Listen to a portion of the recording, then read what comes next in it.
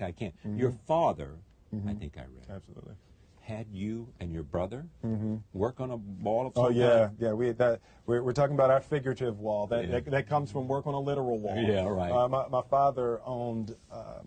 It actually was an old bakery when I was growing up. My father was an electrician and a refrigeration man. We would install supermarkets. You see the long freezer cases in supermarkets. We would install those long freezer cases and all the lights.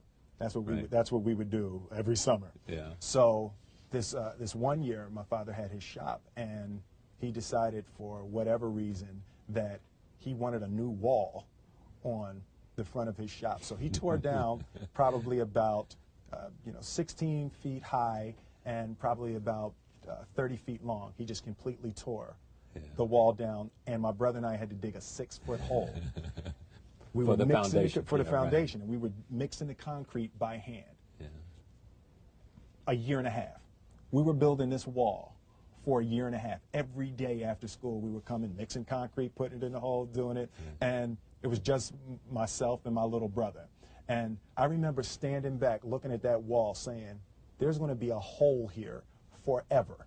There will never be anything but a hole here." That's right. And a year and a half later, have that many days. I know.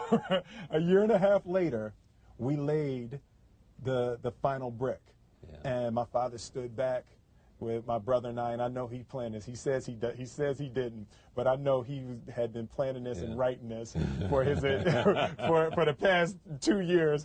But we stood back, we looked at the wall, and he looked at me and my brother and said, "Now don't y'all never tell me that you can't do something," and walked into the shop.